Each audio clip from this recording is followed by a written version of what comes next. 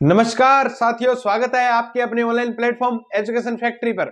आशा करता हूं कि आप सभी अच्छे होंगे और आपकी पढ़ाई लिखाई भी अच्छी चल रही होगी। तो जैसा कि आपको पता है, आरएस का एग्जाम है 2 फरवरी को। बच्चे इंतजार कर रहे हैं कि ऐसे क्वेश्चन दिए जाएं कि जो आने वाले जो 2 फरवरी का एग्जाम है उसमें डायरेक्ट टू डायरेक्ट छपे। तो आज वैसे ही क्वेश्चन लेके आए हूं, इंडियन हिस्ट्री से संबंधित पूरी इंडियन हिस्ट्री के क्वेश्चन करवाए जाएंगे एक ही क्लास में।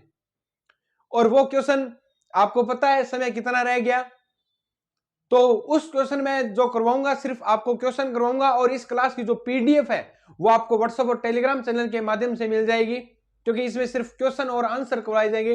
डिटेल अब इतना समय नहीं रहा है। अगर अपने इस क्लास की डिटेल करेंगे तो एक ही क्लास हो पाएगी। आने वाले जो समय में अपने राजस्थान की भी क्लास करवानी है और जैसे पॉलिटी के क्वेश्चन भी ज्यादा आएंगे वो भी क्लासें करवानी है।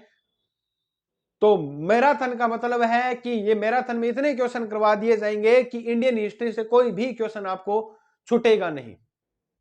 तो जो भी बच्चे पहली बार चैनल पे आए हो, पहले चैनल को सब्सक्राइब करना नहीं भूलें, बेल आइकन जरूर दबा दीजिए ताकि आने वाली वीडियो का नोटिफिकेशन जरूर मिल सके। और इस क्लास की जो पीडीएफ मिलेगी वह आपको टेलीग्राम और व्हाट्सएप चैनल के माध्यम से मिलेगी, जिसका लिंक डिस्क्रिप्शन में दिया गया है, आप उसे ज्वाइन करना न भूलें। तो शुरुआत करते हैं आज का पहला क्वेश्चन। और पहला क्वेश्चन रहेगा कि निम्न स्थलों की पहचान कर। पहला क्वेश्चन अपना रहेगा कि निम्न स्थलों की पहचान कर गलत युग्म का चुनाव करें। तो निम्न स्थलों की पहचान कर गलत युग्म का चुनाव करना है अपने। तो पहला है कि प्राग ऐतिहासिक कालिक शिला चित्र कहां से मिले, तो भीमबेटका की गुफा से मिले। कहां से मिले? भीमबेटका की गुफा से मिले। नेक्स्ट अपने, तो मानव का सर्वप्रथम प्रयुक्त अनाज कौन सा था? तो जौ था। कौन सा था? जौ था।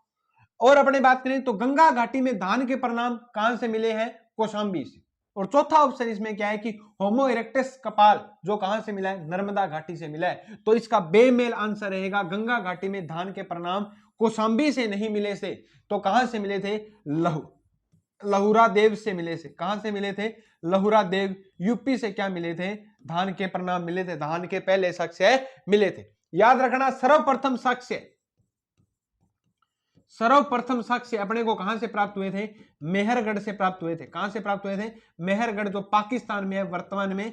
और यहां से क्या हुए थे? सर्वप्रथम जो भारत में सबसे पहले जो साक्ष्य मिले थे धान के मिले थे वो कहां से मिले थे? मेहरगढ़ से। लेकिन गंगा घाटी में धान के परिणाम कहां से मिले थे? लहुरा देव से मिले थे। एक क्वेश्चन में 4 क्वेश्चन है, तो जरूर याद रखना 4 के डबल हो गए।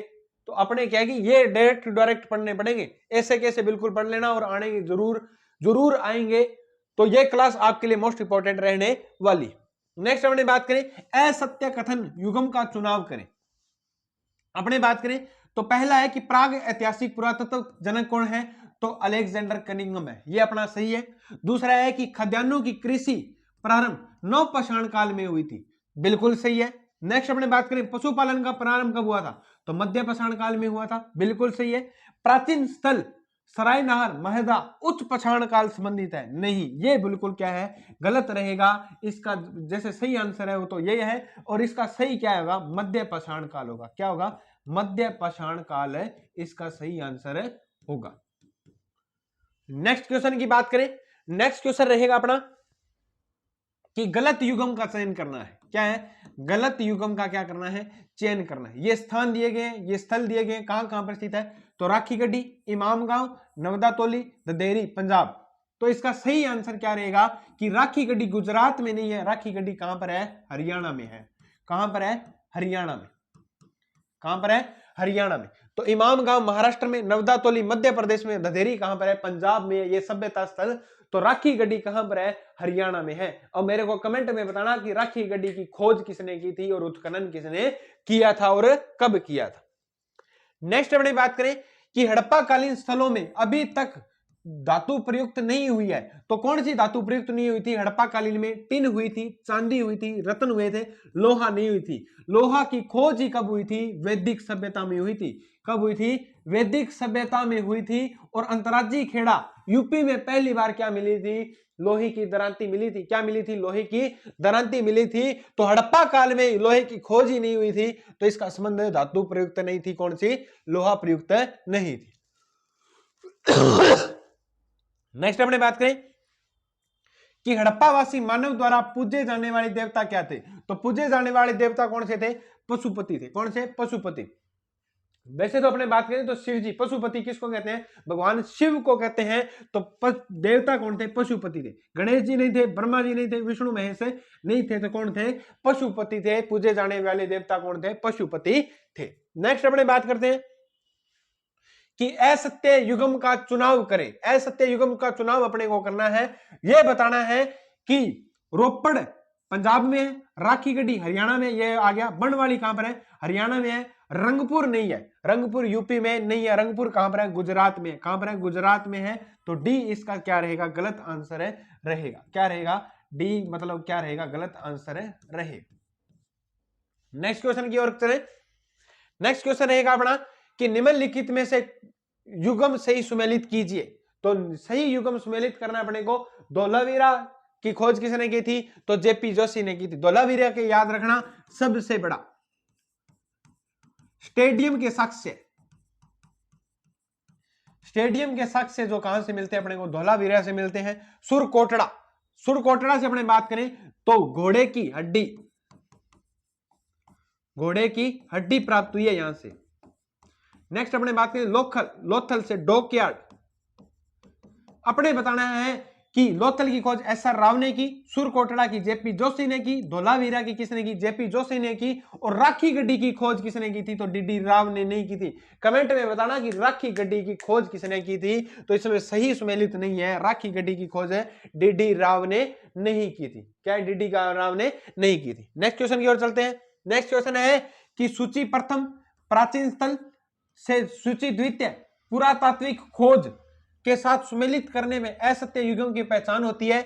इसके आधार पर उपयुक्त उत्तर की क्या करें? पहचान करें। उपयुक्त उत्तर की क्या करना है? पहचान करना है। अपने बात करें तो लोथल, लोथल की अपने बात करें तो लोथल से क्या मिला? डॉकयार्ड। अभी अभी मैंने बताया था लोथल डॉकयार्ड, याद रखना। लोथल का क्वेश्चन आएगा तो डॉकयार्ड से आएगा, जरूर आएगा लोथल के बारे में। तो डॉकयार्ड अभी अभी बताया था। बनवाली, बनवाली तो सोने की मोहरे, कालीबंगा नर्तकी की मूर्ति, मोहनजोदड़ो जूता हुआ खेत मिला है। बनवाली से सोने की मोहरें नहीं मिली थी, बनवाली से सोने की मोहरें नहीं मिली थी। इसका क्या रहेगा? सही आंसर है रहेगा। ये अपने क्या है कि 8वें क्वेश्चन का आंसर है कि दोनों में सुमेलित करना है। आपके क्वेश्चन करवाए जा रहे हैं, एक क्वेश्चन में 4 क्वेश्चन हो रहे हैं। सिर्फ ये याद रखो भी, जो ये एक ऑप्शन मैंने डाला है, ये एक ऑप्शन का मतलब क्या है? ये एक ऑप्शन का मतलब है कि ये क्वेश्चन इंपॉर्टेंट नहीं है ऐसा, बाकी 3 इंपॉर्टेंट है कि क्वेश्चन में जरूर पूछे जाएंगे। नेक्स्ट अपने बात करें, नेक्स्ट रहेगा कि सिंधु घाटी सभ्यता के व्यापारी अपना दैनिक व वार्षिक व्यापार विभिन्न स्थलों से करते थे। यहां का व्यापार आंतरिक व बाहरी कड़ियों से सुनियोजित तरीके से प्रचलित था। इसी आधार पर अगर लिखित युगम असत्य युगम की क्या करें? पहचान करें। अगर लिखित युगम असत्य युगम की क्या करनी है? पहचान करनी है कि सिंधु घाटी सभ्यता के व्यापारी अपना दैनिक व वार्षिक व्यापार विभिन्न स्थलों से करते थे। यहां का व्यापार आंतरिक व बाहरी कड़ियों से सुनियोजित तरीके से प्रचलित था। इसी आधार पर क्या करना है अपने को? असमेलित युगम है चयन करना है। अपने बात करें तो शंख कहां से? तो कच्छ गुजरात से, फिरोज चांदी टिन ईरान से, चांदी और लाजवरत अफगानिस्तान से। लेकिन तांबा कहां से नहीं है? महाराष्ट्र से नहीं है। तांबे के बारे में तो आपने सुना होगा। तांबा अपने कहां से निकाला जाता है? खेतड़ी झुंझुनू तांबे के लिए क्या है? प्रसिद्ध है। तो राजस्थान से आता था तांबा, राजस्थान से आता था। अरे अपने तो एक आहड़ सभ्यता को ताम्रवती नगरी कहा गया, और अपने बात करें तो गणेश्वर सभ्यता को ताम्रवती जननी कहा गया है। ये इसी कारण कहा गया है कि तांबा अपने राजस्थान से जाता था। और तांबा के लिए प्रसिद्ध क्या है? खेतड़ी झुंझुनू है। क्या है? खेतड़ी झुंझुनू। तो अपना राजस्थान से क्या आता था? तांबा आता था। नेक्स्ट क्वेश्चन की ओर चलते हैं। नेक्स्ट क्वेश्चन है कि वैदिक सभ्यता से जुड़े शब्द का अर्थ सही रूप से प्रयुक्त नहीं है। तो सही रूप से प्रयुक्त नहीं है, ये मेरे को बताना कि कौन सा शब्द सही नहीं लिखा हुआ। नेक्स्ट अपने बात करें तो निशाका स्वर्ण आभूषण कहा जाता है। अगन्य आपको पता होगा, आपने नहीं पढ़ा होगा तो अगन्य गाय को तो जरूर पढ़ा होगा। नेक्स्ट अपने बात करें तो अधुर्व्य यज्ञ करने वाला पुरोहित, यज्ञ करने वाला पुरोहित। सीता, सीता राम की पत्नी नहीं, सीता एक प्रकार का क्या था? कर था। भी एक प्रकार का क्या कर था? भूमि कर था। तो सीता उसको कहा जाता है, लेकिन न कि सीता राम की पत्नी थी। तो ये इसका क्या रहेगा? गलत युगम रहेगा। असमेलित क्या रहेगा? युगम रहेगा। क्या रहेगा? असमेलित युगम रहेगा। नेक्स्ट अपने बात करें, नेक्स्ट है कि निम्न में से वैदिक राजतंत्र से अपना संबंध दर्शाने वाले शब्द जो कि वैदिक सभ्यता से में मानव हित, सैनिक अभियान, धार्मिक अनुष्ठानों के बारे में बताता है। विद, समिति, परिषद, सभा। तो दैनिक दर्शाने वाले शब्द जो कि वैदिक सभ्यता में मानव हित, सैनिक, धार्मिक अनुष्ठानों के बारे में बताता है। विद, समिति, परिषद, सभा। ये चारों शब्द क्या है कि तीनों के बारे में बताते हैं। मानव हित के बारे में बताते हैं, सैनिक अभियान के बारे में बताते हैं, धार्मिक अनुष्ठानों के बारे में भी बताते हैं। ये बिल्कुल क्या है कि आंसर इसका क्या रहेगा, डी आंसर रहेगा। और आने वाले एग्जाम जो 2 फरवरी को इसमें जरूर छपेगा कि विद का अर्थ क्या है, विद किस में था, वैदिक किस सभ्यता से संबंधित है, तो वैदिक सभ्यता से संबंधित है भी, याद रखना। नेक्स्ट क्वेश्चन की ओर चलते हैं। नेक्स्ट है कि अगर लिखित कुछ तथ्य हैं जो कि वेदों से अपना संबंध दर्शाते हैं, इसमें गलत असंगत कथन का चुनाव करें। गलत असंगत कथन का क्या करें, चुनाव करें। अपने को बताना है, जैसे अपने बात करें तो गोत्र शब्द सर्वप्रथम किसमें, ऋग्वेद में यूज किया गया था। किसमें यूज किया गया था, ऋग्वेद में यूज किया। मैत्री संहिता का संबंध यजुर्वेद से, किससे है, यजुर्वेद से है।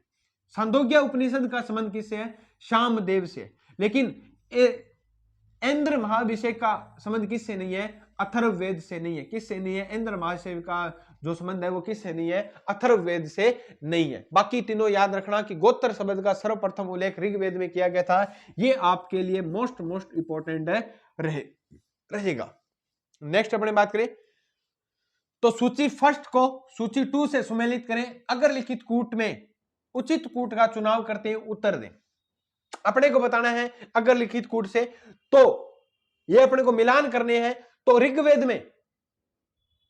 में कौन से जो ग्रंथ थे, तो ऋग्वेद के जो कौशितकी व ऐत्रेय थे, कौन थे, कौशितकी व ऐत्रेय थे। सामवेद की बात करें तो सामवेद में थे तांडे, षड्वीस, पंचवीस, जैमिनी। ये क्या थे, इसमें जो ग्रंथ थे क्या थे, पांचवीस, षड्वीस थे। नेक्स्ट अपने बात करें अथर्ववेद की बात करें तो अथर्ववेद में कौन सा था, गोपद था। कौन सा था, गोपद था। और यजुर्वेद में कौन सा था, तैत्तिरीय और शतपथ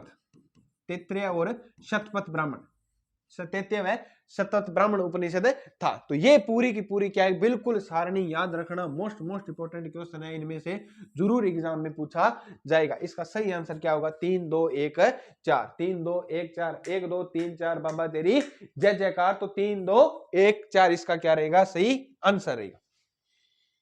नेक्स्ट अपने बात करें तो निम्न में से 3 युग्म सही है और 1 युग्म सही नहीं है। इस आधार पर उपयुक्त कथन का चुनाव करें। अपने बात करें तो चारों के चारों आपने सुने होंगे, ऋग्वेद, सामवेद, यजुर्वेद, अथर्ववेद। सामवेद संगीत, यजुर्वेद कर्मकांड से संबंधित है, अथर्ववेद तंत्र मंत्र से संबंधित है। लेकिन ऋग्वेद किससे संबंधित नहीं है, जादू टोना से संबंधित नहीं है। जादू टोना से संबंधित कौन है, अथर्ववेद है, तंत्र मंत्र है। तो आपने नहीं देखा होगा बाबा बंगाली वाले तो देखा होगा कि मन चाहा प्यार, सोतन को अपना प्यार मिलता है, और मन चाही शादी, ये इसी में आते हैं। अथर्ववेद में सभी जो तंत्र मंत्र है, जादू टोना है कि प्रेमिका को वश में कैसे करें, गर्लफ्रेंड को वश में कैसे करें, वो सभी तंत्र मंत्र इसमें है। तो आपको अगर वश में करना है तो चंद अथर्ववेद पढ़ना होगा भाई, ठीक है। तो जो बंगाली बाबा आपने देखा होगा तो वो यहीं पर मिलते हैं, और अथर्ववेद पढ़ा होगा, सबसे ज्यादा बंगाल में बंगाली बाबा मिलते हैं, इसलिए उनको बंगाली बाबा कहते हैं। तो इसका सही आंसर क्या होगा, ए रहेगा। क्या रहेगा, ए आंसर सही रहेगा। नेक्स्ट अपने बात करें, वैदिक काल में जो नदियां प्रवाहित होती थी और वो नदियां वर्तमान में सापेक्ष प्रवाहित हो रही है, यहां उनकी जानकारी है। इसी आधार पर वैदिक नदियों के नाम आधुनिक नदियों के साथ युग्म के रूप में है। असत्य व सुमेलित चुनाव करें। कुंभा नदी को क्या कहते थे, काबुल नदी कहते थे। सतुंदरी नदी को क्या कहते हैं, सतलज नदी कहते हैं। पुरुषवाणी आपने सुना होगा, पुरुषवाणी नदी तो रावी नदी को कहते हैं, ये तो आपने जरूर सुना होगा, और नहीं सुना होगा तो सदा नीरा नदी किसको कहते हैं, सदा नीरा नदी किसको कहते हैं, सरस्वती नदी को कहते हैं। कौन सी नदी को, सरस्वती नदी को कहते हैं। और ऋग्वेद में इसका क्या है, उल्लेख है। क्या है, इसका उल्लेख है।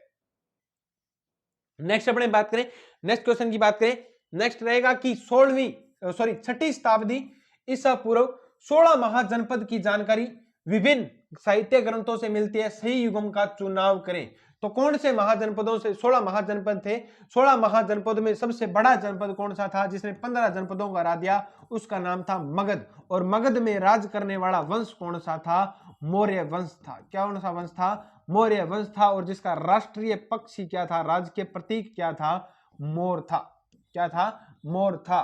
और जिसका प्रसिद्ध जो शासक हुए थे चंद्रगुप्त मौर्य और अशोक सम्राट हुए थे। कौन हुए थे, अशोक सम्राट हुए थे।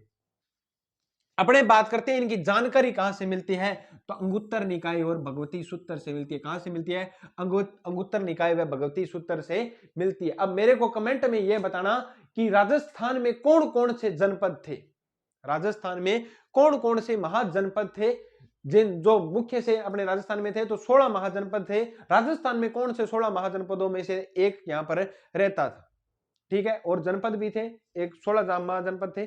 तो 16 महाजनपदों में राजस्थान में कौन कौन से थे, ये मेरे को आपको कमेंट में जरूर बताना है। और अंगुत्तर निकाय आपको बता दूं, भगवती सूत्र कौन सा धर्म है, जैन ग्रंथ है। कौन सा है, जैन ग्रंथ है। और अंगुत्तर निकाय कौन सा है, बौद्ध ग्रंथ है, बौद्ध धर्म का ग्रंथ है। तो ये इन दोनों से अपनी जानकारी किसकी मिलती है, 16 महाजनपदों की जानकारी मिलती है। नेक्स्ट अपने बात करें तो मगध साम्राज्य के संबंध में निम्न में से कौन सा कथन विचार है। अर्यक वंश के शासन काल में मगध साम्राज्य की राजधानी गिरिव्रज थी। दूसरा है कि यह एक पितृघाती वंश था जिसने कौशल और वैशाली जैसे राज परिवारों से अपने वैवाहिक संबंध क्या किए थे, स्थापित किए थे। क्या किए थे, स्थापित किए थे। याद रखना बिल्कुल दोनों को सही है कि अर्यक वंश के शासनकाल के समय इनकी राजधानी क्या थी, गिरिव्रज थी। जब मौर्योत्तर काल अपने पढ़ते हैं, जब मौर्य अपना छोटे छोटे टुकड़ों में बंट गया था, तो उस समय ये अनेक वंश क्या आ गए थे, अपने अनेक वंशों ने क्या कर लिया था, राज कर लिया था। और उस समय मगध साम्राज्य की राजधानी क्या थी, गिरिव्रज थी। नेक्स्ट अपनी बात करें तो यह एक पितृघाती वंश था जिसने कौशल तथा और वैशाली राज परिवारों से अपने वैवाहिक संबंध स्थापित किए थे। क्या किए थे, स्थापित किए थे, बिल्कुल सही है। तो इसका एक कथन 1 और 2 सत्य है, कथन 1 कथा 2 का क्या करता है, अनुसरण करता है, बिल्कुल सही आंसर। नेक्स्ट क्वेश्चन की बात करें, अगर लिखित युगम में जैन तीर्थंकर उनके प्रतीक युगम असत्य युगम का क्या करें, चुनाव करें। असत्य युगम का अपने बात करने हैं, चुनाव करने हैं। तो प्रतीक बताने अपने को, तो महावीर स्वामी शांतिनाथ मृग, मल्लीनाथ थे जल कलश था बिल्कुल, और पार्श्वनाथ का सर्प था, और शांतिनाथ का क्या था, मृग था। महावीर स्वामी का घोड़ा नहीं था भी, महावीर स्वामी का घोड़ा नहीं था। इसका असुमेलित युगम कौन सा है, महावीर स्वामी का घोड़ा नहीं था, महावीर स्वामी का घोड़ा नहीं था। तो ये इसका क्या है, असंगत युगम है। अपने को बताना है कि महावीर स्वामी ने जब ग्रह त्याग किया था उसका प्रतीक चिन्ह क्या है, ये मेरे को कमेंट में बताना, उसका प्रतीक चिन्ह क्या है। अगर आपने जैन और बौद्ध ढंग से पढ़े हैं तो आपको पूरे की पूरी बातें याद होगी। तो इसका प्रतीक सही क्या था, अगर घोड़ा था तो वो किसका था, ये भी जरूर बताएं। नेक्स्ट क्वेश्चन की बात करें, नेक्स्ट क्वेश्चन रहेगा कि पार्श्वनाथ जैन धर्म के 23वें तीर्थंकर की शिक्षाएं संग्रहित रूप से जानी जाती है। तो 23 रूप से जो 23वें तीर्थंकर थे पार्श्वनाथ जी, उनकी जो अपने बात करें तो संग्रहित रूप से जानी जाती है उनकी जो शिक्षाएं हैं, संग्रहित चातुर्याम क्या कहलाती है, चातुर्याम इनकी क्या है, जो शिक्षाएं हैं संग्रहित रूप से क्या है, जानी जाती है। नेक्स्ट क्वेश्चन की बात करें, नेक्स्ट क्वेश्चन रहेगा कि निम्न में से किस एक का जैन धर्म की शिक्षा से संबंध नहीं है। तो जैन धर्म की शिक्षा से संबंध नहीं है। अपने बात करें तो मोक्ष जीवन का अंतिम लक्ष्य है, बिल्कुल सही है। निर्वाण की प्राप्ति का साधन, कर्म फल से विमुक्त। नेक्स्ट अपने बात करें त्रिरत्न, कर्म फल से मुक्ति का साधन है। और नेक्स्ट है अनंत ज्ञान, बुद्धि के विकास हेतु अंतम ज्ञान क्या है, ये अनंत ज्ञान नहीं है। इसका संबंध इससे जैन ग्रंथ से नहीं है, जैन धर्म से बिल्कुल भी नहीं है। इसका सही आंसर क्या रहेगा, डी आंसर रहे। नेक्स्ट क्वेश्चन की बात करें कि जैन धर्म में ज्ञान के प्रकार है मति, श्रुति, अवधि, मन, प्रय, कैवल्य। सारे के सारे नाम सुने होंगे अगर जैन धर्म ढंग से पढ़े, मति, श्रुति, अवधि, मन, प्रय और कैवल्य। तो इसका सही आंसर क्या रहेगा, तो सही आंसर रहेगा अपने बात करें तो 21 का डी उपयुक्त सही रहेगा कि जैन धर्म में ज्ञान के प्रकार 5 प्रकार के ज्ञान दिए थे महावीर स्वामी ने।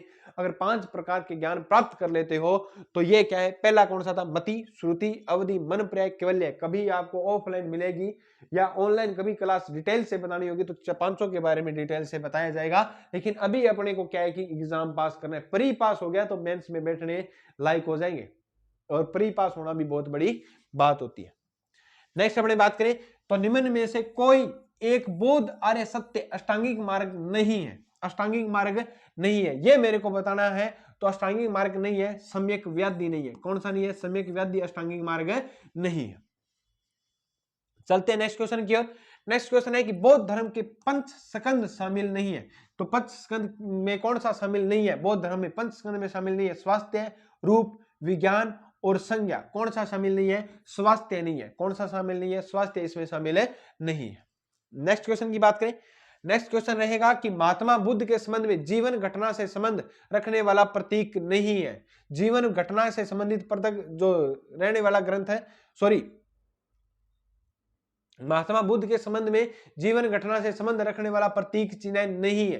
तो कौन सा नहीं है ये मेरे को बताना कि गर्भधान हाथी, निर्वाण पद चिन्ह, अपने बात करें प्रथम उद्देश्य अवचक्रादि और ग्रह त्याग असव। ये क्वेश्चन आ गया ना। अगर ढंग से वो क्वेश्चन पढ़ा है तो उसमें घोड़ा दिया गया था कि महावीर स्वामी से संबंध नहीं है, तो असव किसका है? घोड़ा किसका है? तो महात्मा बुद्ध का है। अगर वहां पर ढंग से पढ़ा है तो वो क्वेश्चन अपने आराम से कर सकते हैं। याद रखना प्रथम उपदेश, प्रथम उपदेश ही अपने बात करें तो सारनाथ में दिया था, सारनाथ में दिया था तो कल्प वृक्ष, कल्प वृक्ष या बोध वृक्ष जिसको कहते हैं, ये बोध वृक्ष या अपने बात करें तो पिपल का वृक्ष, ये क्या है? इनसे संबंधित है भाई। तीनों की तीनों बातें याद रखना, तीनों में से कोई भी आए तो ये याद रखना कि प्रथम उपदेश से कौन सा क्या है कि प्रतीक चिन्ह शामिल नहीं है, तो ये ऑप्शन आएगा। अगर इसमें ये आ गया कि प्रथम उपदेश से शामिल नहीं है तो ये तीनों याद होंगे तो आप कर पाओगे। अब वो क्वेश्चन अगर याद है तो महावीर स्वामी का संबंध नहीं है, बाकी तीन जो थे, लेकिन महावीर स्वामी असव ग्रह त्याग किससे किया था ये मेरे को कमेंट में बताना। असव किससे संबंधित है? ग्रह त्याग की प्रक्रिया, तो ये एक महात्मा बुद्ध से क्या है? संबंधित है। नेक्स्ट क्वेश्चन की ओर चलते हैं कि बौद्ध धर्म से जुड़े साहित्य उपनिषद से प्राप्त जानकारी का सही युगम नहीं है। पंचशील सिद्धांत, छांदोग्य उपनिषद, बुद्ध का प्रियोषणा, मध्यम निकाय और बुद्ध से पूर्व जन्म जातक कथाएं, सूत पिटक, अष्टांगिक मार्ग, मध्यम दर्शन। तो इसका सही आंसर क्या रहेगा? अपने बात करें तो सही आंसर रहेगा अष्टांगिक मार्ग मध्यम दर्शन में शामिल नहीं है। तो सही युगम इसका, सॉरी सही युगम नहीं है इसका, अष्टांगिक मार्ग मध्यम दर्शन है, सही नहीं है, इसके जुड़े साहित्य नहीं है, उपनिषद है नहीं है। नेक्स्ट अपने बात करें भागवत धर्म से संबंधित युगम में से असत्य युगम की पहचान कीजिए। तो भागवत धर्म से संबंधित युगम में से असत्य युगम की पहचान करनी अपने को। भागवत धर्म से कौन सा जुड़ा है याद रखना। तो भागवत धर्म से संस्थापक वासुदेव कृष्ण बिल्कुल सही है। सिद्धांत अवतारवाद सही है। सकर्षण शेषनाग का अवतार, पीर्य अवतार कुरुम्बमाली, पीर्य अवतार कुरुम्बपाली का नहीं था। संस्थापक याद रखना वासुदेव कृष्ण, वासुदेव श्री कृष्ण। नेक्स्ट अपने बात करें, नेक्स्ट क्वेश्चन रहेगा कि निम्न में से शून्यवाद के व्याख्याकार है, उपयुक्त कथन का चुनाव करें। शून्यवाद के व्याख्याकार अपने बात करें तो कौन है? तो शून्यवाद के व्याख्याकार है नागार्जुन। कौन है? नागार्जुन शून्यवाद के व्याख्याकार है। आने वाले एग्जाम में 100% पूछा जाएगा ये क्वेश्चन। तो नेक्स्ट करते हैं कि भागवत धर्म से संबंधित कथन सही नहीं है। भागवत धर्म के बारे में अभी बात की, भागवत धर्म की जो संस्थापक कौन है? वासुदेव श्री कृष्ण है। तो नेक्स्ट क्वेश्चन है कि भागवत धर्म से संबंधित नहीं है। भागवत धर्म विकास और सर्वाधिक योगदान किस वंश का है? तो गुप्त वंश का है। किस वंश का है? गुप्त वंश का। नेक्स्ट अपने बात करें तो सब एक वृषण वीर थे जो भागवत धर्म से संबंधित थे, नहीं। सब एक वृषण वीर थे जो भागवत धर्म से संबंधित है, नहीं थे। नेक्स्ट है कि धर्म के प्रवर्तक घोर अंगिरस थे, सही है। नेक्स्ट अपने बात करें वासुदेव श्री कृष्ण की पूजा सर्वप्रथम भागवतों ने की, सही है बिल्कुल। तीनों के तीनों ऑप्शन सही है, ये इसका सही आंसर रहेगा। गलत है कि ये सब वृषणी जो वीर थे वो भागवत धर्म से संबंधित नहीं थे। नेक्स्ट क्वेश्चन की बात करें, मौर्य साम्राज्य संबंधित प्रमुख पदाधिकारियों के बेमेल युगम का क्या है? चुनाव कीजिए। तो आयुधराज्ञाध्यक्ष अध्यक्ष, अस्त्र शस्त्र का रखरखाव, रूप दर्शक सिक्कों का परीक्षक, पोतवाध्यक्ष मापतोल का अध्यक्ष, सूत्राध्यक्ष जंगल वस्तु की निरीक्षण करना। तो इसका सही आंसर क्या रहेगा? सूत्राध्यक्ष क्या था? जंगल की वस्तु का निरीक्षण नहीं करता था सूत्राध्यक्ष। तो मेरे को बताना सूत्राध्यक्ष तो आपका पढ़ा होगा, सूत्राध्यक्ष किसका निरीक्षण करता था ये कमेंट में जरूर है बताना। नेक्स्ट क्वेश्चन है कि मौर्यकालीन राजतंत्र में व्यापार व वाणिज्य के संबंध में कौन सा बेमेल युगम है?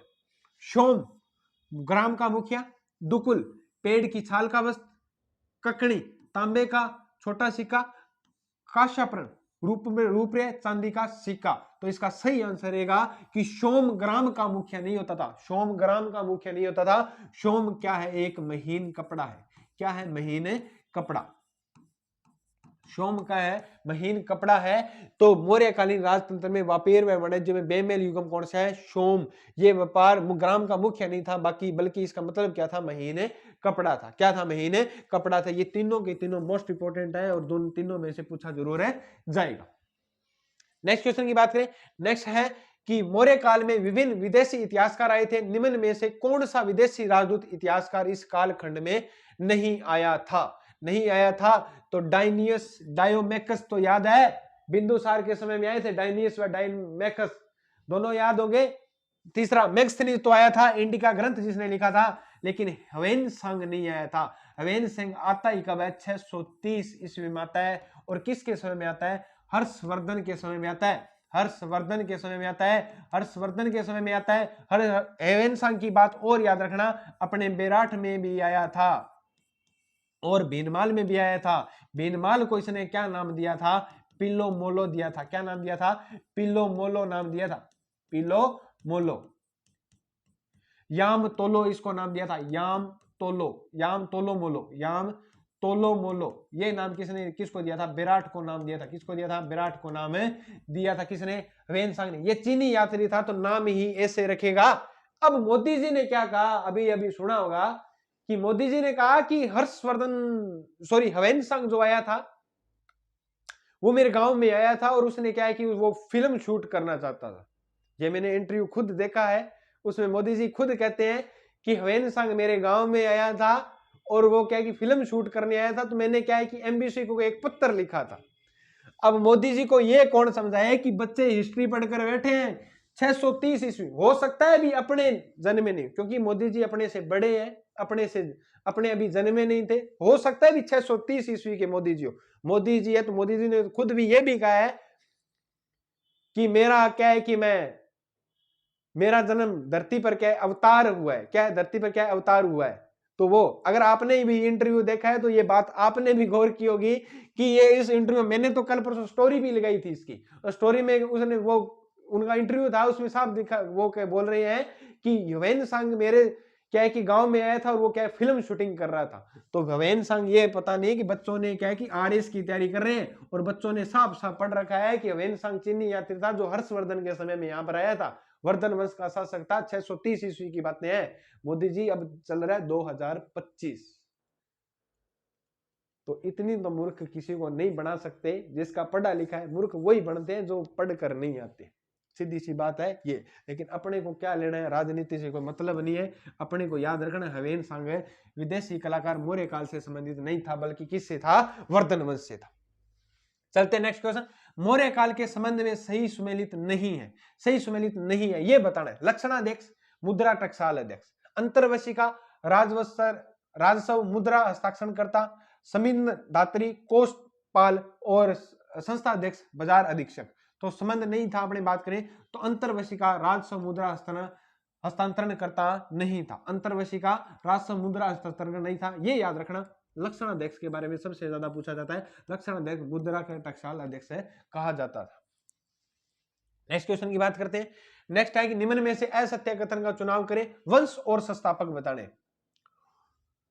तो अपने बात करें तो शुंग वंश के पुष्यमित्र शुंग, कण्व वंश का वासुदेव, मौर्य वंश का आपको पता ही है, सातवाहन वंश का कौन है? शिमुक है। तो इसमें असत्य युग्म कौन सा है? मौर्य वंश का संस्थापक बृहद्रथ है, नहीं था। कौन था?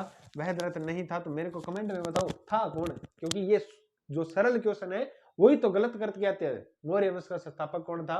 ये मेरे को कमेंट में बताना। अब ये मत पूछ कर कह देना कि सर आपने तो बताया नहीं। अरे ये सरल क्वेश्चन आपको लग रहा है, लेकिन माइंड में प्रेशर इतना होता है एग्जाम में कि ये मौर्य वंश का संस्थापक ही अपने को पता नहीं चल पाता। तो कमेंट में ये बताना कि मौर्य वंश का संस्थापक कौन है, बाकी मैं तो बता ही दूंगा। नेक्स्ट अपने बात करें, निम्न में से वह युगम छांटिए जो संबंधी राजवंश की राजधानी के रूप में समायोजित नहीं था। शुंग विदिशा, सातवाहन की प्रतिष्ठान और मौर्य वंश की वाराणसी और कण्व वंश की पाटलिपुत्र। तो मौर्य वंश की वाराणसी नहीं थी। मौर्य वंश की राजधानी भी आप मेरे को बता देना कि कौन सी थी। आपको पता है इस क्वेश्चन में आंसर है छिपा हुआ है। ठीक है, नेक्स्ट क्वेश्चन की ओर चलते हैं। निम्न में से असत्य युगम का चुनाव करें। शुंग वंश वैदिक पुनर्जागरण काल, कर्ण वंश शुंग वंश शुंग मृत्यु का काल, सातवाहन सर्वाधिक लंबी राजाओं की सूची, और मौर्य घनाट प्रभुसत्ता। तो अपने को सही आंसर बताना है कि मौर्य घनाट प्रभुसत्ता नहीं था।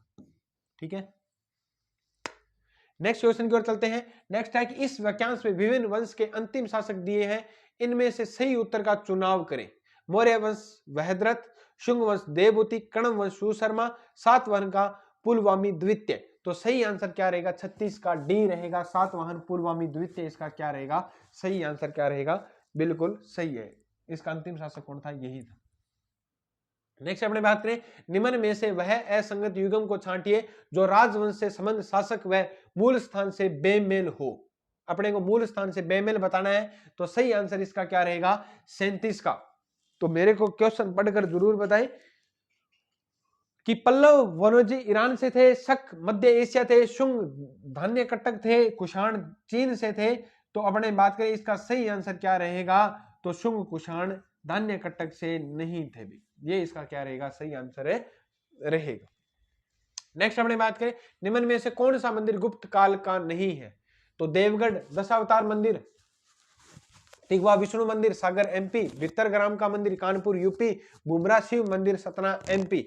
तो मेरे को यह बताना कि जो तिगवा विष्णु मंदिर है सागर जो मध्य प्रदेश में है, ये किस काल का है? गुप्त काल का ये मंदिर नहीं है तिगवा विष्णु मंदिर। तो किस काल का, ये मेरे को कमेंट में जरूर बताना। ये याद जरूर रखना कि देवगढ़ दशावतार का मंदिर किस काल से संबंधित है। ये क्वेश्चन मोस्ट इंपॉर्टेंट है रहेगा, ललितपुर है यूपी वाला।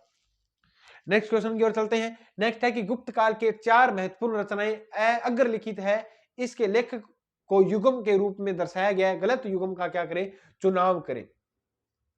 पंचतंत्र के आपको पता है, मुद्रा राक्षस के आपको पता है, न्याय अवतार के आपको पता है सिद्धसेन सूरी, लेकिन जो कामसूत्र है इसके लेखक आपको कमेंट में बताना है कि कामसूत्र के लेखक कौन थे। ये तो जरूर आपको पता होगा कि कामसूत्र के लेखक कौन थे। वेणुगोपाल तो नहीं थे।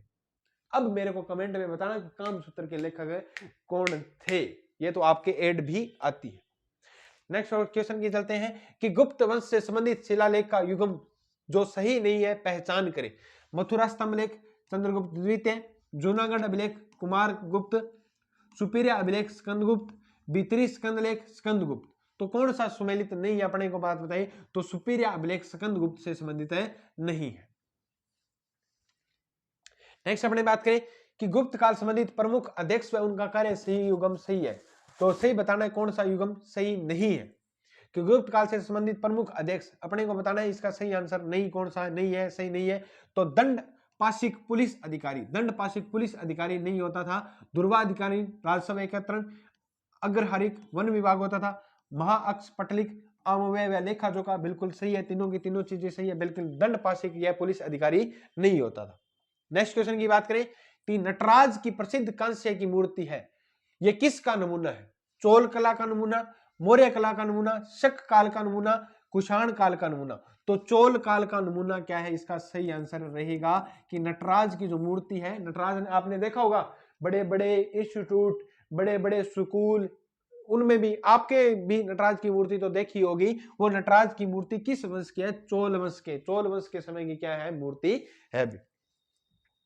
नेक्स्ट क्वेश्चन है कि निम्न में से दक्षिणी राजवंश में उत्तम ग्राम प्रशासन था। उत्तम ग्राम प्रशासन कौन सा था? अपने बात करें तो अपने उत्तम ग्राम प्रशासन हुआ करता था चोल वंश का। क्या होता था? दक्षिणी राजवंश में सबसे उत्तम जो प्रशासन हुआ करता था वो चोल वंश का हुआ करता था।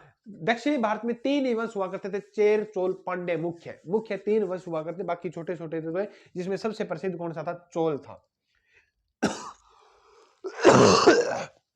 नेक्स्ट अपनी बात करें तो निम्न में से मंदिर निर्माण युगम सही नहीं है।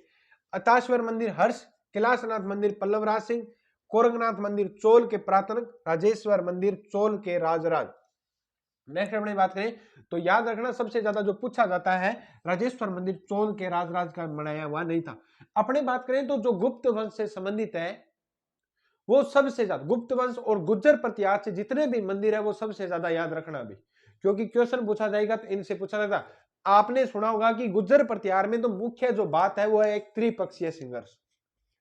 त्रिपक्षीय संघर्ष के अलावा उसमें मुख्य कोई भी बात नहीं है।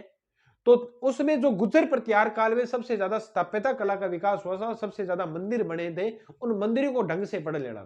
गुर्जर प्रतिहार के सबसे ज्यादा जो मंदिर पूछे जाएंगे वो पूछे जाएंगे। नेक्स्ट अपने बात करें, निम्न में से कौन सा कथन गुर्जर प्रतिहार वंश से संबंधित नहीं दर्शाता? इस वंश के संस्थापक नागभट्ट प्रथम थे। सुलेमान नामक विदेशी मिहिर बौद्ध के काल में भारत आया था। वत्स राज के समय में त्रिपक्षीय संघर्ष की शुरुआत हुई थी। राजशेखर नागभट्ट प्रथम के दरबारी कवि थे। राजशेखर नागभट्ट प्रथम के दरबारी कवि नहीं थे, बल्कि ये किसके थे? महेंद्र पाल के थे। किसके थे? महेंद्र पाल और महीपाल के थे। किसके थे? महेंद्र पाल और महीपाल के क्या थे? दरबारी कवि थे। ये जरूर है, याद रखना भी।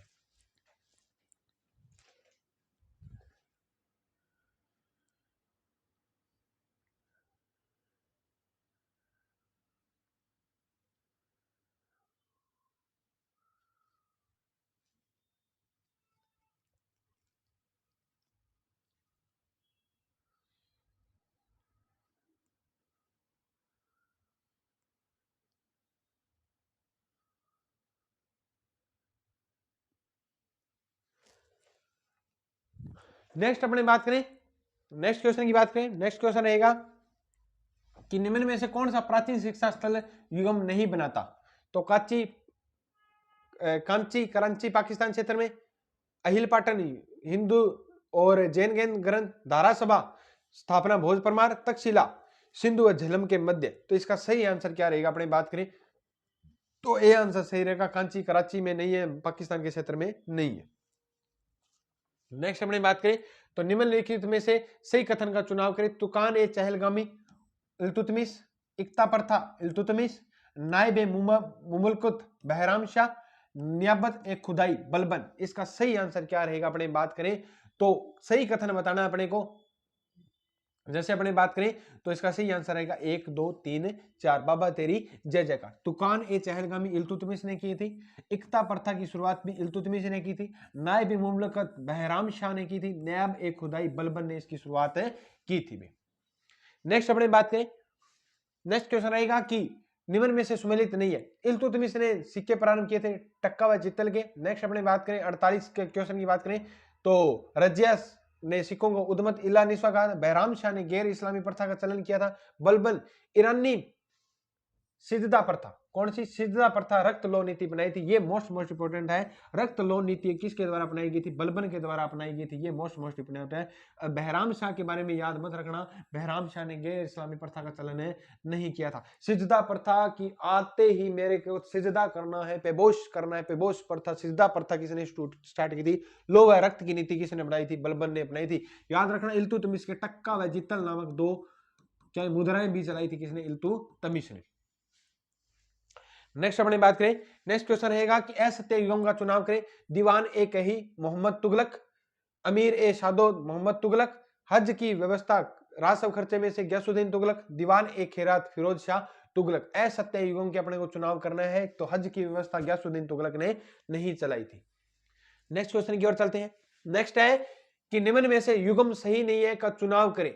सिंचाई कर हक ए शरब गयासुद्दीन तुगलक, दीवान ए खैरात दारुल सफा फिरोज शाह तुगलक, नहरों का जाल किसने बनाया था? तो सबसे पता ही है फिरोज शाह तुगलक। भूमि नपाई के स्थान पर बंटाई गयासुद्दीन तुगलक। तो इसका सही आंसर क्या रहेगा कि सिंचाई या हक ए शरब गयासुद्दीन तुगलक ने नहीं लगाया था। ये क्वेश्चन जरूर आएगा, ये मेरे को बताना कमेंट में कि सिंचाई कर किसने लगाया था सबसे पहले। नेक्स्ट अपने बात करें तो वह विजयनगर साम्राज्य शासक जिसके काल में संस्कृत साहित्य व तेलुगु साहित्य का काल की समृद्धि बढ़ा रहा है। तो कौन सा काल रहा है? तो विजयनगर साम्राज्य 51 की अपने बात करें तो ए कृष्ण देवराय। कौन सा था? कृष्ण देवराय। अपने बात करें तो कृष्ण देवराय मुख्य जो शासक रहा था। बाबर ने अपनी जो पुस्तक थी बाबरनामा में भी कृष्ण देवराय का क्या किया था? उल्लेख किया था। उसने भारत के 2 प्रसिद्ध या जो शक्तिशाली शासक बताए थे, एक तो महाराणा सांगा को बताया था और एक विजयनगर साम्राज्य के कृष्ण देवराय को बताया था। किसको बताया था? कृष्ण देवराय को बताया था। अपने बात करें तो मेरे को यह बताना कमेंट में विजयनगर साम्राज्य की स्थापना कब हुई थी और किसने की थी। छोटी क्लासों से पढ़ते आ रहे नॉर्मल सा क्वेश्चन है, लेकिन यह भी एग्जाम में गलत हो सकता है। नेक्स्ट क्वेश्चन की बात करें, कृष्ण देवराय विजयनगर साम्राज्य के संबंध में रखते हैं, इनका संबंध जुड़ा हुआ है। प्रसिद्ध हजारा मंदिर का निर्माण, यह शासक रामचूर दोआब पर अधिकार नहीं कर पाया। इसके शासनकाल में पुर्तगाली डोमिगो पायस आया था। इनके प्रधानमंत्री महाप्रधान कहलाते थे और इसके समय में उड़ीसा गुलबर्गा उदयगिरी विजय किए थे, उदयगिरी पर विजय की थी। ये अपने को बताने की संबंध रखते हैं, इनसे जुड़ा हुआ कथन कौन सा सही है, ये मेरे को बताना। कृष्ण देवराय थे, यह शासक रामचूर दोआबकर पर अधिकार नहीं कर पाया था। नेक्स्ट क्वेश्चन की बात करें कि कृष्ण देवराय की अष्ट दिग्गज में शामिल नहीं है, अष्ट दिग्गज में शामिल नहीं है तेनालीरामा, पेदन्ना, भट्टभूमि, ज्वार चटन। तो इसमें कौन सा शामिल नहीं है, तो अपने बात करें तो ज्वार चटन इसमें शामिल है नहीं। नेक्स्ट क्वेश्चन की बात करें, नेक्स्ट है कि कृष्ण देवराय के संबंध में कथन सही नहीं है। कृष्ण देवराय को जरूर से ढंग से पढ़ लेना, क्योंकि कृष्ण देवराय के बारे में अच्छे क्वेश्चन आएंगे अगर आए तो। बाकी करंट अफेयर ढंग से पढ़ना, भी करंट अफेयर ढंग से आते हैं।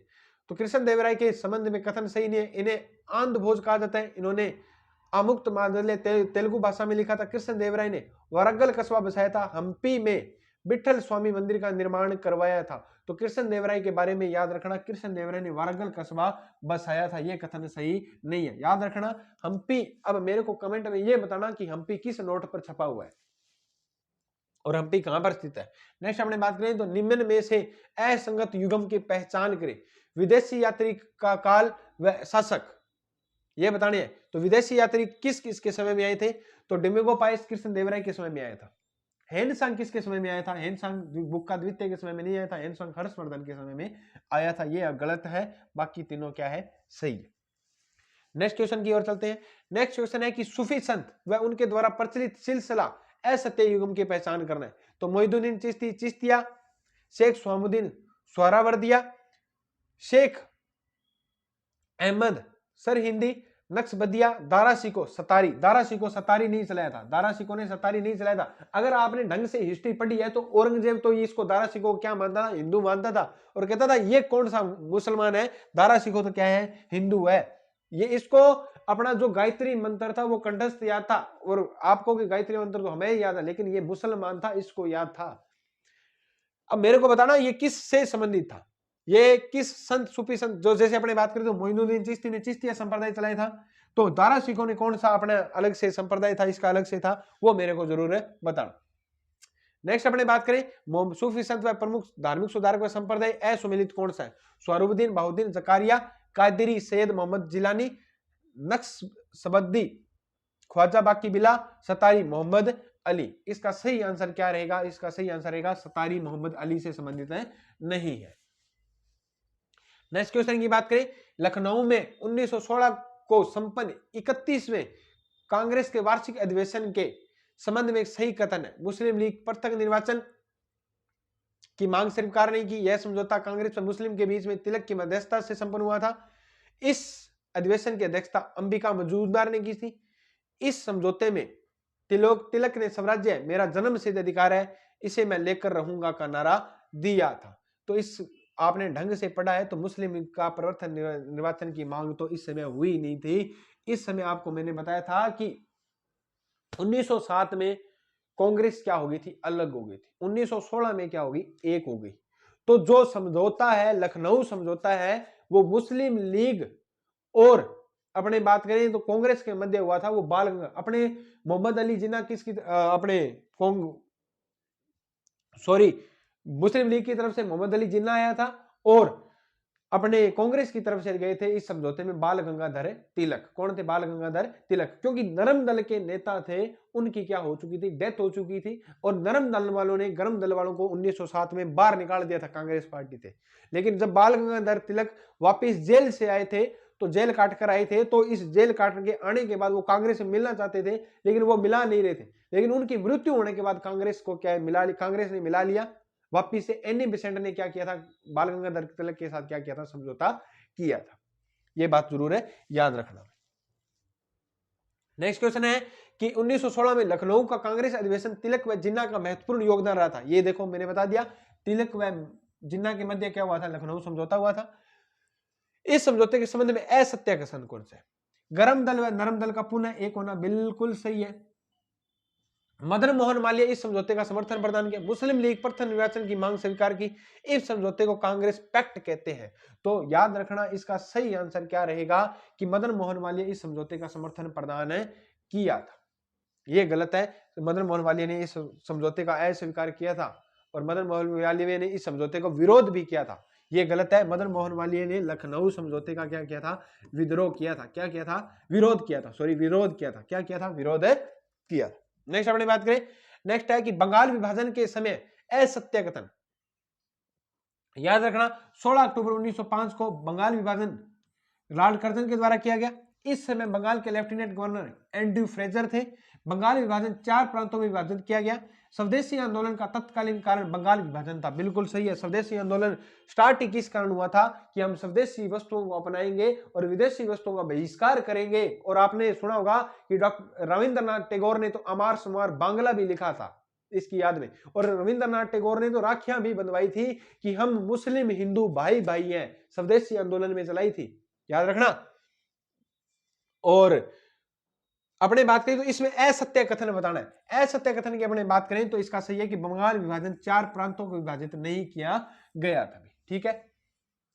नेक्स्ट क्वेश्चन की बात करें, स्वदेशी आंदोलन के समय में उस कथन का चुनाव करें जो संबंधित नहीं है। शुरू 7 अगस्त 1905। यह आंदोलन शुरू कलकत्ता के टाउन हॉल से हुआ। प्रथम नेतृत्वकर्ता सुरेंद्र नाथ बनर्जी। इस आंदोलन में बंगाल के किसान भी शामिल हुए थे। इसका सही आंसर क्या रहेगा? इस आंदोलन में बंगाल के किसान शामिल नहीं हुए थे। एस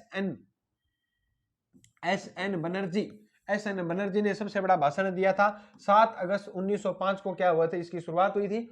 याद रखना बंगाल, जो मेरे को कमेंट में बताना भाई बंगाल विभाजन, कमेंट में बताना इस क्वेश्चन का आंसर बंगाल विभाजन की घोषणा कब हुई थी, ये मेरे को जरूर बताना। बंगाल विभाजन की घोषणा कब हुई थी? तीनों तारीख का क्या है कि इसमें क्रम भी पूछा जा सकता है। तो पहले बंगाल विभाजन की घोषणा हुई, फिर स्वदेशी आंदोलन स्टार्ट हुआ और फिर बंगाल विभाजन क्या है, जो घोषणा हुई थी उसको स्वीकार कर लिया गया और बंगाल विभाजन हो गया था। ये बंगाल विभाजन हुआ कब था तो ये तो आपको पता है। अब मेरे को बताना घोषणा कब हुई थी। स्वदेशी आंदोलन का क्षेत्रीय नेतृत्वकर्ता के संबंध में सही युग्म है। मद्रास कुडुकुम पिल्ले, उत्तर प्रदेश लाला लाजपत राय, पंजाब अजीत सिंह, दिल्ली सैयद हैदर रजा। अब आपको मैंने बता दूं कि मद्रास कुडुकुम पिल्ले अपने बात करें तो बस जो उत्तर प्रदेश के लाला लाजपत राय, पंजाब के अजीत सिंह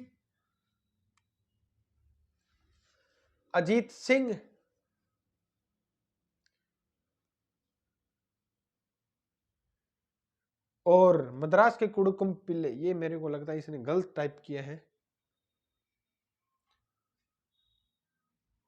पंजाब के लाला लाजपत राय थे। ये तो सही है कि कुडुकुम पिल्ले नहीं थे। पंजाब के अजीत सिंह नहीं थे, लाला लाजपत राय थे। अपने बात करें तो स्वदेशी आंदोलन में अपने महाराष्ट्र में अपने बात करें तो महाराष्ट्र में बाल गंगाधर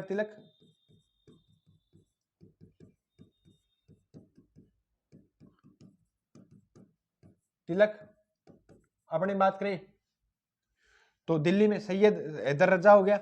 और अपने बात करें आंध्र प्रदेश में, आंध्र प्रदेश के आप बताना सुब्रमण्यम स्वामी थे आंध्र प्रदेश के। और ये क्या है, अलग अलग क्या है कि स्वदेशी आंदोलन क्षेत्रीय नेतृत्वकर्ता थे, लेकिन उत्तर प्रदेश के लाला लाजपत राय नहीं थे, ये भी गलत है। ठीक है, नेक्स्ट क्वेश्चन की ओर चलते हैं। निम्न में से उस युग्म की पहचान करें जो संबंधी संगठन से अपना संबंध नहीं दर्शाता।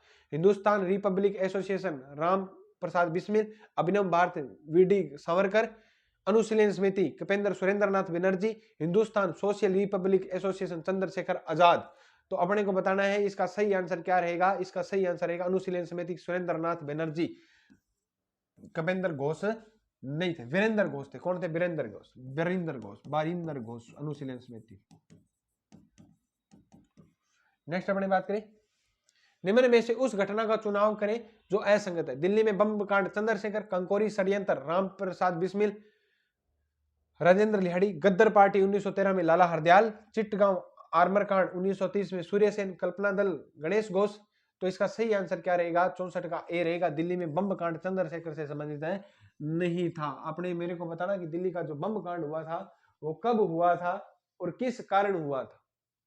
थोड़ा सा हिंट मैं आपको दे दूं, बंगाल विभाजन रद्द किया गया 1911 में रद्द किया गया था। तो 1911 में जो राजधानी थी उसको बंगाल से दिल्ली स्थानांतरित की जा रही थी, तब ये दिल्ली में बम कांड हुआ था। और वो किया कौन था? चलो मैं बता ही देता हूं। इस बम कांड में जो मुख्य नेता थे वो कौन थे? रास बिहारी बोस थे। कौन थे? रास बिहारी बोस। अब क्यों सर मैं पूछूंगा, वो मेरे को बताना। रास बिहारी बोस के नेतृत्व में किया था। जो बम फेंका था वो कौन था? ये मेरे को जरूर बताना। नेक्स्ट क्वेश्चन की बात करें कि नीचे लिखी 4 घटनाएं जो सही युगों को प्रदर्शित नहीं करती उसका चुनाव करें। लाहौर षड्यंत्र जतिन दास 1929, दिल्ली षड्यंत्र मास्टर अमीरचंद बालमुकुंद 1912, नासिक षड्यंत्र विनायक वीर सावरकर 1909, गोरखपुर जेल राम प्रसाद बिस्मिल। तो जो कौन सा नहीं है याद रखना, तो 65 में का सही आंसर रहेगा कि गोरखपुर राम प्रसाद बिस्मिल इसका सही आंसर है, नहीं है। नेक्स्ट क्वेश्चन की बात करें, सूरत अधिवेशन 1907 के संबंध में सही कथन नहीं है। राष्ट्रीय कांग्रेस प्रथम विभाजन सूरत अधिवेशन। सूरत अधिवेशन के नेतृत्वकर्ता तिलक, सूरत अधिवेशन के अध्यक्ष आर.बी. घोष थे। तिलक एवं सूरत अधिवेशन के अध्यक्ष आर.बी. घोष थे। सूरत अधिवेशन के बाद कांग्रेस कर्म दल, नरम दल और गरम दल में विभाजित हुई। यह अधिवेशन कांग्रेस का 23वां अधिवेशन था। कौन सा संबंध नहीं था? अपने बात करें तो इसका सही आंसर है कि सूरत अधिवेशन के नेतृत्वकर्ता बाल गंगाधर तिलक नहीं थे, क्योंकि सूरत अधिवेशन में दोनों अलग हो गए थे। तो सूरत अधिवेशन बिल्कुल ये इसका सही आंसर है, नहीं रहेगा। नेक्स्ट क्वेश्चन की बात करें कि मुस्लिम लीग का संबंध में सही वाक्य। मुस्लिम लीग के प्रथम नवाब वकार उल मुल्क मुश्ताक हुसैन, संस्थापक आगा खान समीउल्लाह खान, स्थापना 30 दिसंबर 1906, ढाका में प्रथम अधिवेशन 1908 में हुआ था। याद रखना, मुस्लिम लीग अलीगढ़ मुस्लिम यूनिवर्सिटी के छात्रों के द्वारा बनाई गई थी। आपको हिस्ट्री में पूरी की पूरी इसकी कहानी बताऊंगा कभी कैसे बनी थी। तो प्रथम अधिवेशन 1908 में नहीं हुआ था। इसका ये वाक्य नहीं है, तो प्रथम अधिवेशन हुआ कब था ये मेरे को बताना। नेक्स्ट अपने बात करें, होमरू लीग आंदोलन के संबंध में असत्य कथन। प्रारंभ करने वाले एनी बेसेंट व तिलक बिल्कुल सही है। उद्देश्य ब्रिटिश साम्राज्य के अधीन रहते हुए संवैधानिक तरीके से स्वशासन की क्या करना, मांग करना। स्थापना 28 अप्रैल 1916 बेलगांव से। इसमें नेहरू ने स्वराज्य हमारा जन्मसिद्ध अधिकार है नारा दिया था। अपने बात करें तो इसका सही आंसर क्या है कि स्वराज्य मेरा जन्मसिद्ध अधिकार है, ये नेहरू का नारा नहीं है। नेक्स्ट अपने बात करें, महात्मा गांधी के राजनीतिक गुरु कौन थे? तो गुरु गोपाल कृष्ण गोखले थे। कौन थे? गोपाल कृष्ण गोखले थे।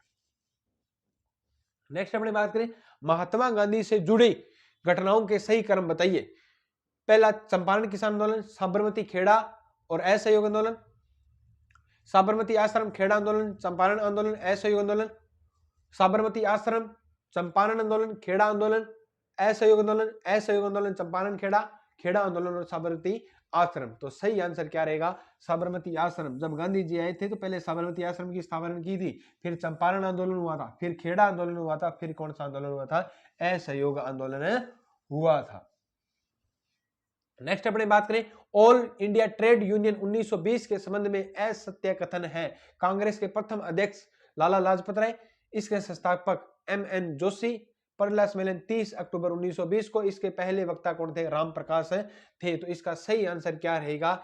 71 का आंसर रहेगा कि इसके पहले वक्ता राम प्रकाश नहीं थे। इसका यह कथन असत्य है। क्या है? असत्य। नेक्स्ट क्वेश्चन की बात करें, निम्न संस्था में सुमेलित संस्था नहीं है। क्रांतिकारी कम्युनिस्ट पार्टी सत्येंद्रनाथ भाभा, बंबई मिल हेड्स एसोसिएशन एम.एल. लोखंडे, भारतीय बाल सेवक पार्टी एन दत्त मजूमदार, भारतीय कम्युनिस्ट पार्टी सत्य भगत। तो अपने को बताना है कि जो क्रांतिकारी कम्युनिस्ट पार्टी सत्येंद्रनाथ भाभा की नहीं है, ये पार्टी किसकी, ये कमेंट में जरूर मेरे को बताना भी।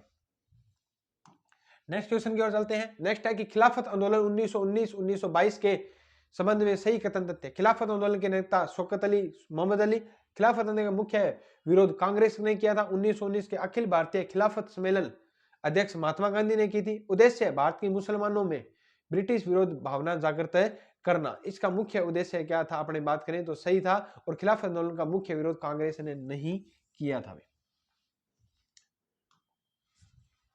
असहयोग आंदोलन 1920 में दौरान निम्न में से कौन सी संस्था स्थापना नहीं हुई थी?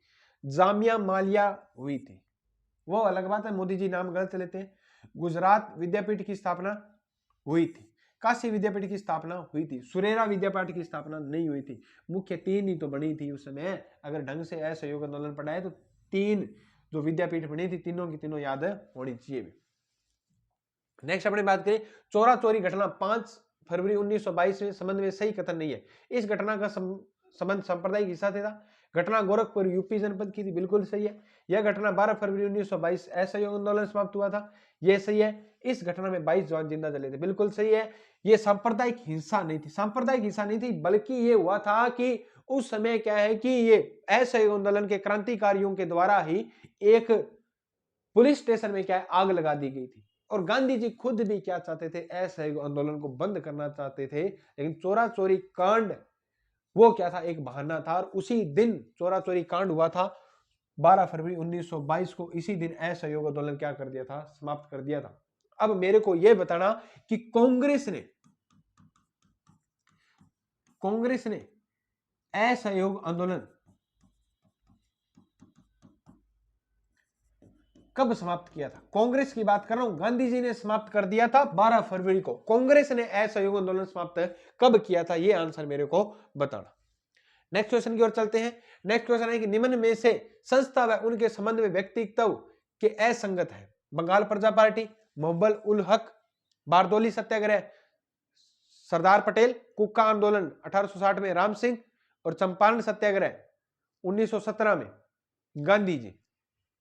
तो इसमें संबंध असंगत संबंध नहीं है, तो इसका सही है कि बंगाल प्रजा पार्टी मोहब्बल उल हक नहीं है। अगर ये नहीं पता तो ये आपको बताना, सरदार पटेल को जो उपाधि दी गई थी, लो सरदार की उपाधि दी थी, वो बारदोली के महिलाओं ने तो दी थी, ये तो जरूर याद रखना। अगर वैसा याद नहीं है तो सरदार पटेल बारदोली, और जो अपने सरदार पटेल बोलते हैं वल्लभ भाई पटेल को, वो सरदार की उपाधि बारदोली सत्याग्रह के दौरान ही महिलाओं ने उनको क्या दी थी, सरदार की उपाधि दी थी। नेक्स्ट अपने बात करें, साइमन कमीशन 3 फरवरी 1928 को भारत आया था, इसके बहिष्कार के कारण क्या थे। ब्रिटेन के प्रधानमंत्री द्वारा महात्मा गांधी के विवाद, इसका भारतीय संविधान के चुनौती देना, गांधी जी के क्रांतिकारी आंदोलन, इसके सभी सदस्य क्या थे, अंग्रेज थे। साइमन कमीशन का मतलब ही क्या था, साइमन कमीशन के सदस्य क्या थे, कारण क्या थे, तो इसके सभी सदस्य क्या थे, सदस्य थे। और अपने वाले साइमन कमीशन का विरोध क्यों कर रहे थे, अपने वाले कह रहे थे कि साइमन कमीशन जो आया है उसमें एक भी भारतीय को शामिल नहीं किया गया, इसलिए अपने वालों ने विरोध किया। और आपको मैंने बताया था कि इसके बाद में मोतीलाल नेहरू को नेहरू रिपोर्ट आई थी, अगर याद है तो ढंग से याद रखना कि नेहरू रिपोर्ट आई थी। उस नेहरू रिपोर्ट में मांग रखी गई थी, और नेहरू रिपोर्ट में मोतीलाल नेहरू को साफ कहा गया था। आप रो क्यों रहे हो कि मोतीलाल नेहरू ने कहा कि हमारे साइमन कमीशन है उसमें भारतीयों को शामिल नहीं किया गया। तो उस समय जो गवर्नर जनरल था उसने कहा था कि अगर आप इतने ही कहते हो कि हम भाई भाई हैं, तो आप मुस्लिम पार्टी मुस्लिम लीग अलग क्यों बना रखी है, कांग्रेस अलग क्यों बना रखी है। तो अपने वालों ने कहा हम सभी अलग अलग है, तो उन्होंने कहा कि अपना संविधान बनाकर दिखाओ। तो वो नेहरू रिपोर्ट इसी कारण आई थी, साइमन कमीशन के बाद आई थी। अब नेहरू रिपोर्ट के बारे में ढंग से पढ़ लेना भाई। नेक्स्ट अपने बात करें, कांग्रेस का लाहौर अधिवेशन अध्यक्ष कौन थे जब पूर्ण स्वराज्य का प्रस्ताव पारित हुआ था दिसंबर 1924 में कांग्रेस लाहौर अधिवेशन में। तो कांग्रेस के लाहौर अधिवेशन के अध्यक्ष कौन थे, पूर्ण स्वराज्य प्रस्ताव पारित हुआ था उस समय के अध्यक्ष अपने बात करें तो कौन थे, जवाहरलाल नेहरू थे। कौन थे, जवाहरलाल नेहरू थे।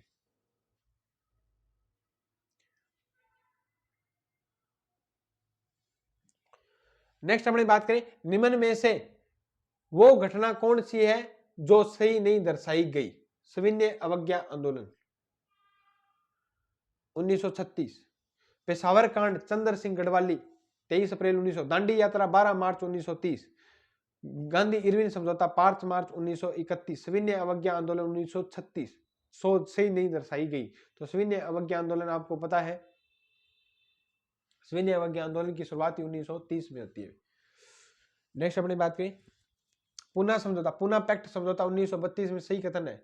यह उद्देश्य दलित वर्ग को प्रतिनिधित्व देता है। मध्य हुआ गांधी और अम्बेडकर के इस समझौते के दौरान गांधी जी उपवास पर नहीं थे। पुनः पैक्ट कम्युनल अवार्ड के उद्देश्य का समाप्त कर दिया, यह गलत है। इस समझौते के दौरान महात्मा गांधी उपवास पर थे। महात्मा गांधी इस समय पूना की जेल में थे, और पूना की जेल में महात्मा गांधी ने 6 दिन की भूख हड़ताल की थी। छठे दिन कहा था कि भीमराव अंबेडकर को कहा था कि भीमराव अंबेडकर जी, कांग्रेस वाले गए थे कि भीमराव अंबेडकर जी जूस पिलाओ गांधी जी को, क्योंकि गांधी जी कह रहे थे कि जेल में बैठे और कोई आया नहीं। और इसी कारण क्या हुआ था, पूना पैक्ट समझौता हुआ था, क्योंकि गोलमेज सम्मेलन 1930, 31, 32 थे, उसमें अपने भीमराव अंबेडकर ने क्या लिया था, गांधी जी दूसरे गोलमेज सम्मेलन में भाग लेने गए थे कांग्रेस की तरफ से, याद रख लेना। तो उस समय भीमराव अंबेडकर भी थे। भीमराव अंबेडकर ने मांग उठाई थी, जिस प्रकार मुस्लिम लीग को अलग से क्या है, जो वोट का क्या अधिकार दिया गया था, पृथक निर्वाचन का अधिकार दिया था, तो दलितों को भी पृथक निर्वाचन की, और ये पृथक निर्वाचन क्या है, अंग्रेजों ने स्वीकार कर लिया था। इस कारण ये क्या हुआ था, पूना पैक्ट समझौता हुआ था। और पूना पैक्ट समझौते का मतलब ये था कि महात्मा गांधी ने कहा था कि, महात्मा गांधी खुद तो गए नहीं थे, मदन मोहन मालवीय गए थे उनकी तरफ से। तो पूना पैक्ट समझौता, मेन जो बातें थी मदन मोहन मालवीय को गांधी जी ने कही थी, ये बात करनी है कि आप जो विचारधारा है कि पृथक निर्वाचन की, आपको सीटें अलग से दे दी जाएगी। 78 सीटें, मैंने कहा था कि अलग से 78 सीटें उनके लिए रिजर्व की गई थी। तो ये वो समझौता था, पूना पैक्ट समझौता था, जो कब हुआ था, अपने बात करें 1932 में, गांधी जी की तरफ से मदन मोहन मालवीय गए थे। नेक्स्ट क्वेश्चन है कि निम्न में से सही सुमेलित नहीं है। संपादक कृति के संबंध में Anand Math Bankim Chandra Chatterjee, a nation making Bankim Chandra Chatterjee, India divided doctor Rajendra Prasad, Indian opinion Mahatma Gandhi. सही कथन नहीं है तो मेरे को बताना है। A nation making Bankim Chandra Chatterjee की नहीं है तो किसकी है, ये मेरे को जरूर बताना, और आने वाले एग्जाम में जरूर पूछा जाएगा।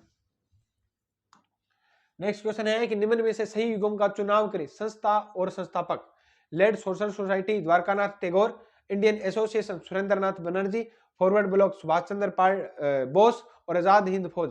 तो रविंद्रनाथ टैगोर नहीं है, सुभाष चंद्र बोस इसके क्या है, आजाद हिंद फौज की क्या की थी, स्थापना की थी। नेक्स्ट अपने बात करें, निम्न में से सही युग्म नहीं है। प्रमुख संस्था और व्यक्तित्व, प्रार्थना सभा की 1967 में रनाडे ने, रामकृष्ण मिशन 1997 में स्वामी रामकृष्ण ने, आर्य समाज की 1875 में दयानंद सरस्वती ने, ब्रह्मा समाज की 1828 में राम मोहन राय ने। तो इसका सही आंसर नहीं है कौन सा, तो 83 का अपने बात करें तो बी आंसर सही है। रामकृष्ण मिशन स्वामी रामकृष्ण 1897 में नहीं की थी तब। नेक्स्ट क्वेश्चन की बात करें, आज का अंतिम क्वेश्चन है कि भारत में आजादी से पूर्व कई प्रकार के संघर्ष देखने को मिलते हैं। अग्रलिखित संघर्ष आंदोलन संगठन का क्रम संयोजन का सही रूप में चुनाव करें। भारत छोड़ो आंदोलन, पूना समझौता, दांडी यात्रा, होम रूल आंदोलन, असहयोग आंदोलन। तो पहले याद रखना, होम रूल आंदोलन, असहयोग आंदोलन, दांडी मार्च, पूना पैक्ट और भारत छोड़ो आंदोलन। भारत छोड़ो आंदोलन तो सबसे लास्ट में आएगा। 1920 में ये हुआ था, बाद में दांडी यात्रा होगी थी। पूना पैक्ट 1932 में हुआ था। होम रूल आंदोलन पहले हो गया था। ये सही आंसर है रहेगा। तो ये बिल्कुल के 84 के 84 क्वेश्चन अपने क्या हो गए, कंप्लीट हो गए। नेक्स्ट अपने बात करें तो निम्न घटना का संबंध व्यक्ति के सही सुमेलित नहीं है। तो इंडिपेंडेंस लीग रास बिहारी बोस, मुजफ्फर बम कांड प्रफुल्ल चाकी, रिवोल्ट ग्रुप भगत सिंह और अनुशीलन समिति बारिंदर घोष। तो रिवोल्ट ग्रुप भगत सिंह से संबंधित है नहीं है। ये अपने क्या है कि आज के जो जितने भी क्वेश्चन थे वो क्या हो गए, समाप्त हो गए। और ये क्वेश्चन जो मैंने करवाया अनुशीलन समिति वाला, ये पीछे भी करवा दिया था बारिंदर घोष जिसमें सुरेंद्रनाथ बनर्जी था। तो ये थे मोस्ट इंपोर्टेंट अपने 85 क्वेश्चन। इस क्लास की जो पीडीएफ है वो आपको टेलीग्राम और व्हाट्सएप चैनल के माध्यम से मिल जाएगी। ज्यादा से ज्यादा वीडियो को शेयर कर दीजिए। ये 84 जो 85 क्वेश्चन है आपकी पूरी इंडियन हिस्ट्री आएगी, इसी में से आएगी। करंट अफेयर पर ज्यादा ध्यान दे। दूसरा, गुज्जर प्रतिहार के जितने भी मंदिर है उस पर ज्यादा ध्यान दे। जो क्वेश्चन आपको 85 के एक में 4-4 क्वेश्चन है तो आपके देख लो कितने क्वेश्चन हो गए। मैथ आपको मेरे से अच्छे तरीके से आती होगी। तो मिलते हैं नेक्स्ट क्लास में। जय हिंद, जय भारत।